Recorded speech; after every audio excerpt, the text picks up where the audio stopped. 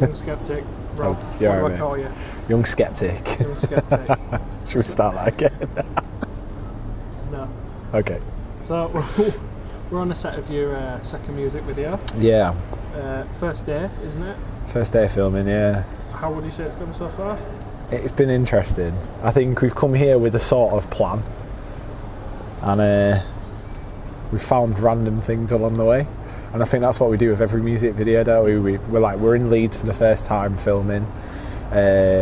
We found so many good locations. I'm just looking forward to getting the rest shot, to be fair, mate. Kind of just all exploring. Yeah, it's quite nice. I've seen parts of Leeds that I've never seen. Every time we come, we just go, like, obviously drinking in the central area, or, you know, shopping at the Trinity or whatever.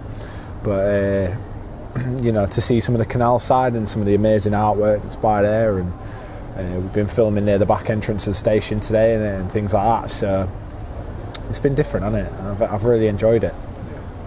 Yeah, so I want to know more about, like, your previous rapping career, shall we say. Okay, so it started in like 2012. I was about 17, 18 when I first started doing gigs and things. So I did my local places in York, Fibbers and the Duchess. I got to headline when I was like 18, which was amazing. And the crowds were incredible in York. It was really, really nice. And quite exclusive, because the hip-hop scene in York wasn't massive. So, you know, you'd often find for every gig that was pure hip-hop, there'd be like 8 or 9 where you'd be supporting a band or something different. So it got me into different genres.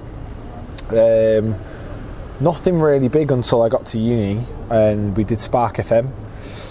From that, we got a hip-hop show. We started to promote local artists, got to interview the likes of Professor Green, Westwood, Dappy, Getz, Wretch Free T, you know what I mean, all them up there grime artists. Really inspired me to sort of create a little bit more music. And when I got back from university, that's when we got into the studio, started recording this album and collaborating with some people from the northeast scene. And lucky enough yesterday to meet a video producer from the High Focus label.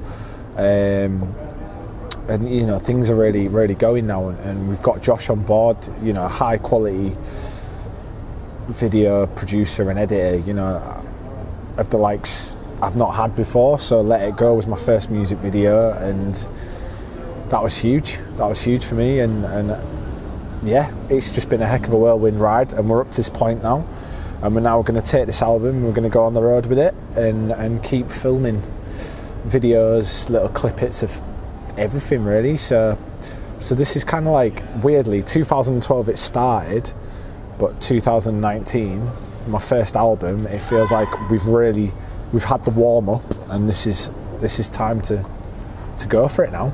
Really hitting the big times. Hopefully, fingers crossed. Yeah. So this track that we're filming today, yeah, Dyslexic Commandments. Yeah. Can you tell me a bit about the story behind it? Yes, I mean, I always kind of knew I was dyslexic. Didn't get diagnosed with it in primary school, struggled through to secondary school, muddled through my GCSEs, got to college. And to be honest with you, I was doing sports science. And if you've seen some of the words in sports science, you'll know that, you know, unbelievable to spell and say and whatever. And I thought, you know what, if I don't get some help with my grammar and my spelling and my punctuation, I'm not going to get to uni, and that's my primary goal. So I got diagnosed with dyslexia. And I think the aim behind Dyslexic Commandments was the fact that, you know, I'm a rapper who can't read his own writing. Thank goodness for computers, right? But also, when I'm reading off a page, I get muddled, so I have to practice, work hard. But that doesn't mean it should stop you from achieving anything. So the Dyslexic Commandments is quite a tongue-in-cheek way of saying, like, yeah, dyslexia is a problem, and I can see why it could stop you from doing something, but it shouldn't. I'm a dyslexic MC with a uni degree, and you probably thought seeing a unicorn was more likely. That's one of the lines in it. You can do anything that you want to do, and it's me sort of like poking fun at myself for that disadvantage, but making that disadvantage an advantage, if that makes sense. So it kind of sounds like the album is not really tied to one feeling, because Let It Go is about a breakup. Yeah. Obviously, Dyslexic Commandments is a bit more tongue-in-cheek. Is there any other feelings that you've gone for, kind of thing? Yes, I mean, to be honest with you, Let It Go was a very true story about a breakup, which I can be honest about. It was about a 5-year relationship that went to the hill. A lot of feelings came out of that, and I wanted something positive to come from that and a positive message. So that's why Let It Go was written, and it is a deep track. It's not the deepest track on the album, to be honest. Somewhere Only We Know is my deepest track on the album. Unfortunately, you know, I'll be honest, as we all will do in life, you know, I lost my grandparents, who were like my mum and dad to me, to be honest with you. They were an incredible rock to me. I didn't want to not express my feelings, because I think hip-hop's about expression, so I expressed my love for them on that track. So that's the deepest track. But there are some tongue-in-cheek tracks on there. Dyslexic Commandments, you know, I mean, I think the overall theme is, you know, you can get knocked down, it's the truth, and you can repeatedly get knocked down, but you've got to get back up.